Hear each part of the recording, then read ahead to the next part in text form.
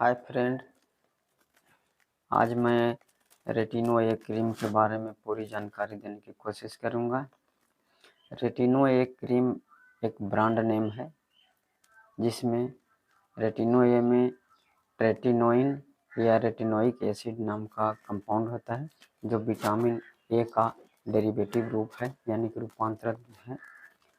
तो रेटिनो ए में जो रेटिनोइक एसिड होता है या रेटिनोइन जो होता है वो हमारे सेल को रीजनरेट करने में मदद करता है, यानी कि वो सेल के नीचे तक जा कर के और वो काम करता है, जिससे हमारा पुराना सेल जो है झड़ने लगता है, तेज़ी से झड़ने लगता है, और नया सेल जो है बड़ी तेज़ी से बनकर ऊपर आता है, जिससे चेहरे में चमक आने लगती है और बिल्कुल चेहरा साफ होने लगता है। तो सेल बनाने की प्रक्रिया में तेज़ी कर देता है। इसका उपयोग मुहासा, कील, व्हाइट हेड, ब्लैक हेड, चेहरे के धब्बा, झुर्रियाँ पड़ जाना चेहरे में, रिंकल्स, मेलाज्मा, चेहरे को साफ करने इत्यादि में इसका बहुत ही अच्छा उपयोग किया जाता है। यह शरीर के अंदर जा कर के, स्किन के अंदर जा कर के कोलेजन तथा इलास्टिक की मात्रा को बढ़ा देता है। इसलिए रेटिनो ए क्रीम का उपयोग बड़ी तेज़ी से pimple, wrinkle, white head, black head को ठीक करने में किया जाता है। यह बहुत ही स्ट्रॉन्ग क्रीम है ना। यह विटामिन ए का डेरिवेटिव रूप है। इसमें दो तरह के कंपाउंड हैं। रेटिनो ए के दो तरह के कंपाउंड है, जिसमें एक है ट्रेटिनोइन और दूसरा है रेटिनॉल। तो ट्रेटिनोइन जो है एक्टिव कंपाउंड है, ये बहुत ही स्ट्रॉन्ग है। ये स्किन में अंदर तक जा कर के काम करता है, जिसका उपयोग पिंपल्स को हटाने और ठीक करने के लिए इसका इस्तेमाल किया जाता है।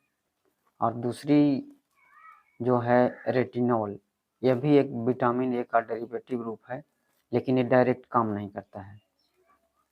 ये सेल के एंजाइम के साथ मिल करके और वो जो है ट्रेटिनोइन में बदलता है और तब ये जो काम करता है।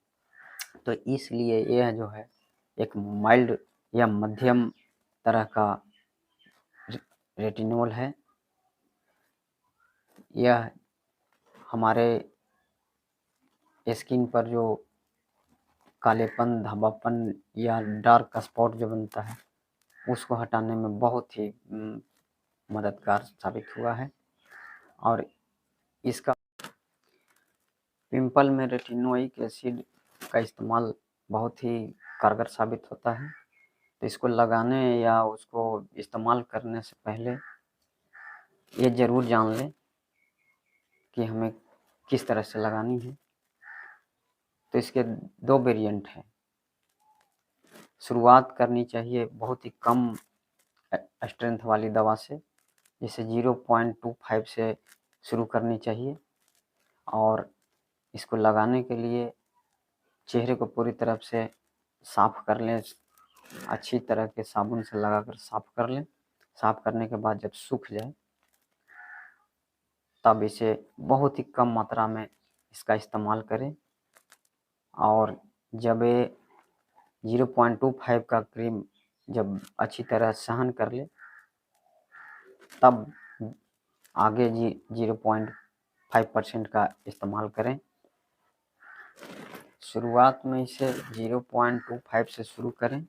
चेहरे को साफ करने के बाद इसको रात्रि में लगानी है, और जब ये पूरी तरह से सहन कर ले तब शुरुआत में एक दिन छोड़ करके इसका इस्तेमाल करें, और 2 हफ्ते के बाद फिर प्रतिदिन इसको रात्रि में लगाएं।